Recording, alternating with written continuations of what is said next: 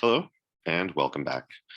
We are talking about chapters 13 and 14 of Parable of the Sower in this meeting. If you haven't caught up, please do so.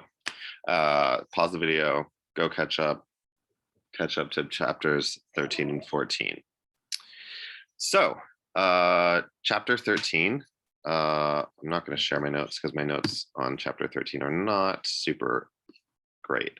I realized last week, or in our last video, I jumped ahead a little bit, and I said that Curtis and Lauren had a conversation that they did not have until chapter 13, so that's my bad.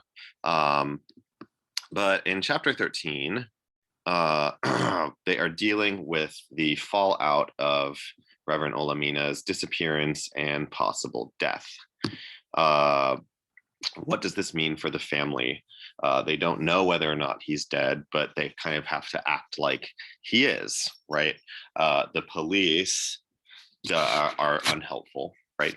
When the family, when the remaining Olaminas go to the insurance company asking for to collect on his life insurance, they tell the family that he, without a body, without proof of death, they cannot collect on that life insurance until 7 years have passed, by which time, obviously, they could fall into extreme poverty. They themselves could die of this poverty, or God knows what awful things could happen to them. And I just thought this is such an interesting thing. How often do we pay into systems that don't serve us, right? Or would they act like they're there to help, and then when it's actually time to help, they are unable to assist us? And this is a very extreme form of it, but also not very extreme at all. How many times have you heard the story that someone pays for some form of insurance, and then once they actually need that insurance to help them, the insurance finds a loophole that says, we don't need to help you in this moment. So it's in this chapter that Lauren and Curtis, they have sex as a form of stress relief. She notes that she needed it, which I think is really interesting and something to watch out for in later chapters. The forms of therapy that they seek out to help them through this extremely stressful time. And after they have sex, Curtis proposes marriage, right? Which Lauren is just kind of like, who do you think I am? What do you mean marriage? And because everybody else is doing it. And Curtis is like, well, this is what we do in times of crisis. We bind together. We got to make sure we can protect each other going forward. And marriage is one of the ways to do that. Which I think is a really interesting point as well. If I'm continuing to connect to the real world, it makes me think of a couple things. Number one, if any of you guys have read Harry Potter, the whole Harry Potter universe of books, there were 2 Wizarding Wars. There's the one that happened in the past, during which Harry was born. Delwood! Sorry, my dog just got into a fight with a cat. Come here, buddy. There's 2 Wizarding Wars, and in both of them, they explain that people get married as a form, as a response to crisis, right? Because there's fear about what could happen. There's fear about the laws that can come between people, that if you're married, there is a legal binding between people who are unmarried, between people who are unrelated, and that makes them that much safer. And I only bring this up because I watched the same thing happen to all of my queer friends in 2016, after the election of Donald Trump. After the election of Donald Trump, an extremely conservative, far-right administration, whether or not you agree with him, you can agree that the right has a tradition of coming after trans people, gay people, queer people. And a bunch of people I know in response to this got married. They were like, oh my God, like all of a sudden, so many rights that we have fought for, like being able to visit our partners, whether or not we're married in the hospital or home ownership or a bunch of different things, could be stripped away from us. But if we get married, maybe that's an extra layer of protection. So marriage in response to crisis is something that happens, and I think it's really interesting that it comes up here. Anyways, there is a fire and a robbery and death of the Payne and Parrish household. Mr. Payne and Rosalie Parrish, they and all of their children, the house burns down and everybody dies except for Wardell Parrish. Sorry, it's Rosalie Payne and Wardell Parrish. And he is left in a state of shock. He's left in a state of shock, which directly calls back to chapter 1, when he refused to join the community, refused the help of Reverend Olamina, and said, we protect ourselves, we look out for ourselves, we don't really need your help. So then when he loses his whole family and he's in a state of shock and he's taken in by all the others, you can only imagine what would have happened if that family wasn't there to take him in, and he would have ended up back in the streets like everybody else surrounding the neighborhood without the protection of the walls. And here's another instance of people bonding together in the face of crisis, whether or not they initially disagreed with each other, right? So things are getting worse and worse. We have the Corey citing that quote about from the Bible. How does it go? I don't have my book with me right now. Babylon is falling, and full of devils, or something like that. And Lauren takes up the preaching duties, and Corey goes back to the university to try to find work, right? They have no idea. Everything's starting to collapse without Reverend Olamina, with the increased robberies and fires, and with everybody having to switch positions because Lauren's taking on the preaching duties, so there's no longer people to teach. She can't help Corey do schoolwork. And then chapter 14 comes, and in order to grow, the parent, and for order for a seed to grow, the parent tree must burn, I think is how the chapter opens. And the neighborhood wall falls. Someone rams a truck through the fence, and someone disables the alarm bell, and there are people waiting outside of the gate ready with guns as houses are torched, so that people trying to flee their houses and flee the community are shot as they run, right? So this is the chaos that Lauren wakes up to. All of Lauren's worst nightmares have come true. And this is where the shit hits the fan, right? We see Lauren's sharing in action, right? She wakes up to find a house empty. She wakes up to find that Corey and her brothers, Corey has taken her brothers and left Lauren behind, which is a callback to that moment when Corey makes a comment to Reverend Olamina saying, if it was Lauren out in the streets, you'd be out looking for her. And that freaks Lauren out, being like, what, am I her enemy? And this kind of confirms that Corey sees an us versus them situation, and left Lauren behind. So again, it makes this question, like, who can you trust in these situations? Can you even trust your stepmother, right? Lauren makes it out of the house, and she's attacked, and she has to make her first kill. And she finds out, right? And here's another callback. So there's so many moments of foreshadowing that happened in the previous chapters that uh, that come to fruition in this moment. When Lauren has to kill the person who attacks her, Lauren dies with them, but only briefly, right? She feels their pain. She dies, so to speak, with that person. And then she like comes to after dying.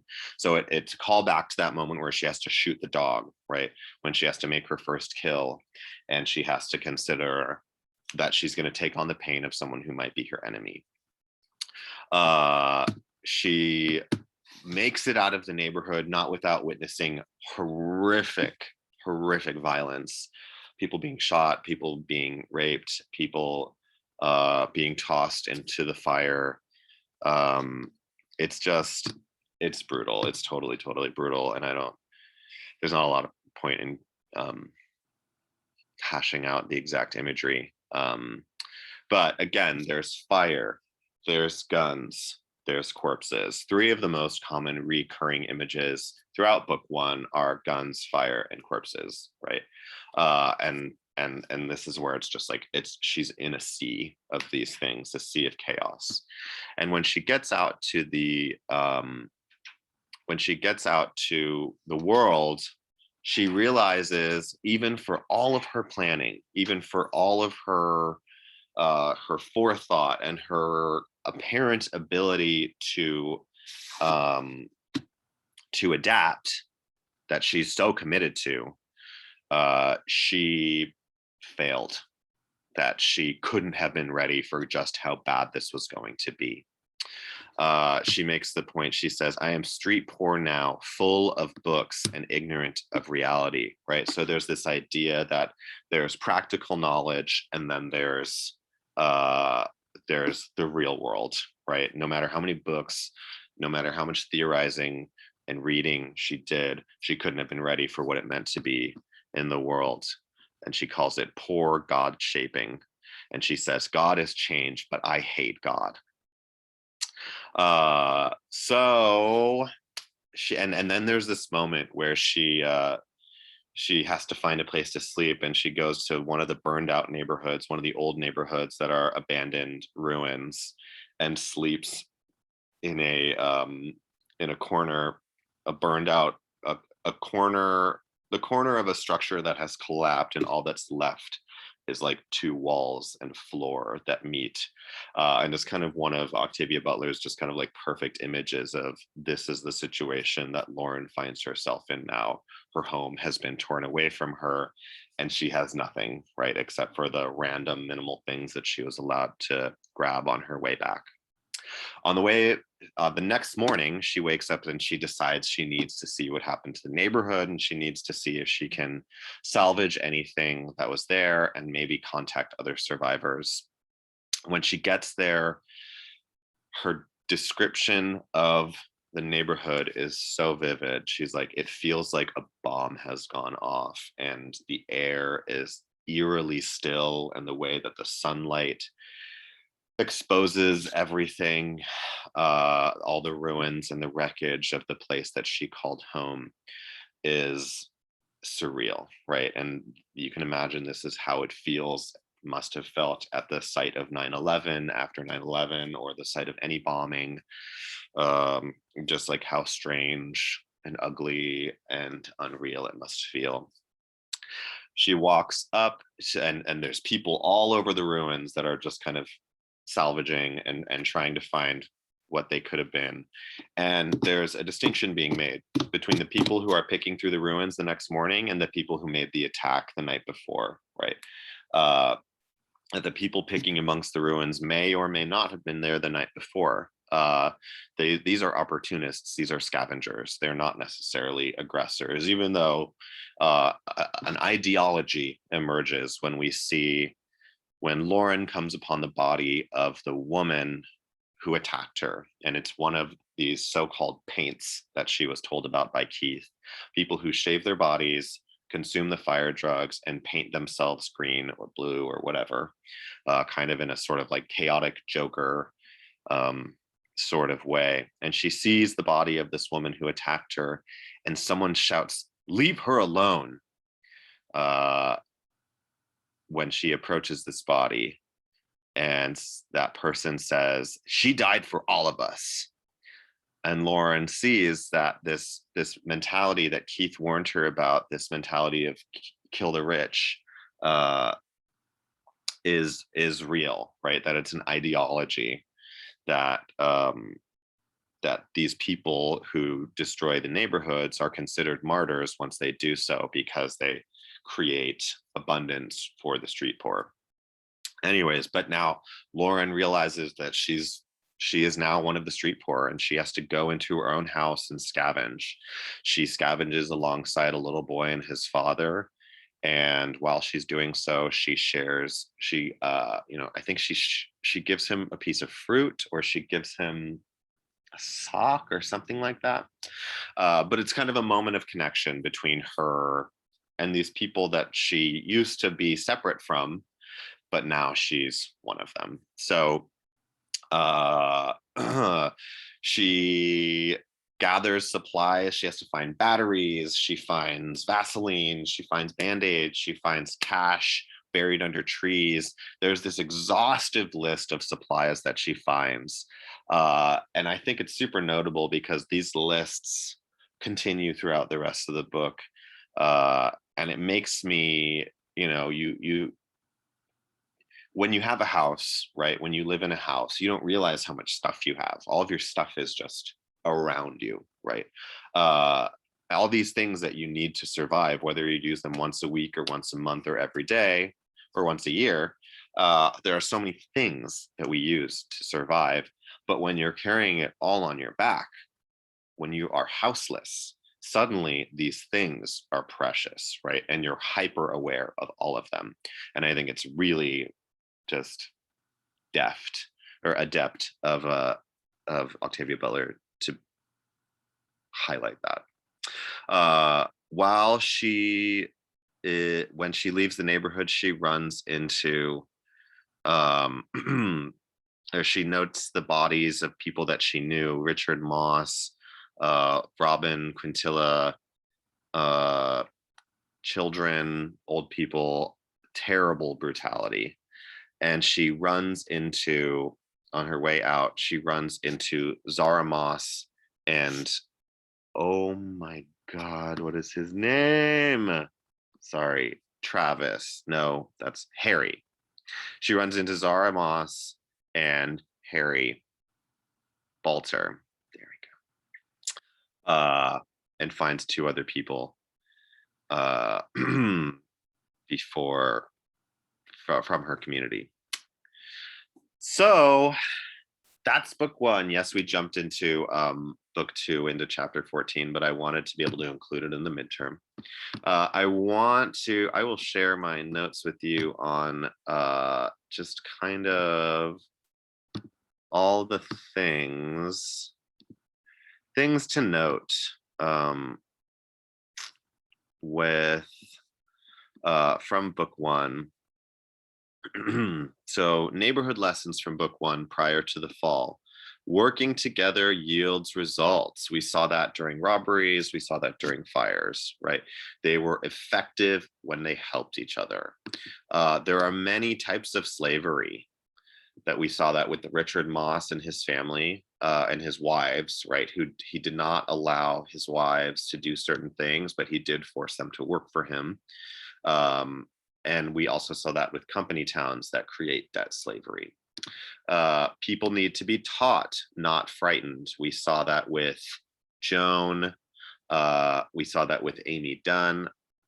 Amy Dunn needed to be taught, right? Like someone needed to take her hand because she was being left alone. Even though she died anyways, right? But she was going unattended, and someone needed to take her in and teach her. Not everyone will accept your help. All right. There's that Earthseed passage.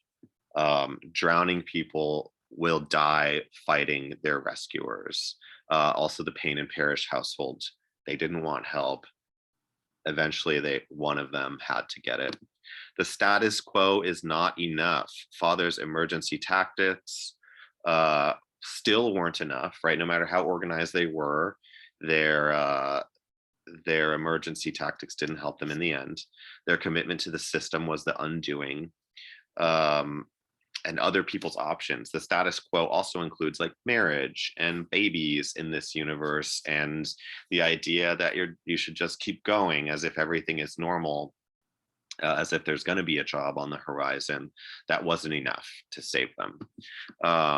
You can't rely on anyone, especially the systems in place. You must rely on yourself and your community, right? So this community knew that you can't rely on the police. You can't rely on insurance, right? Corey was denied her insurance. You can't rely on the fire department that comes late. They had to develop all of their own systems for these things.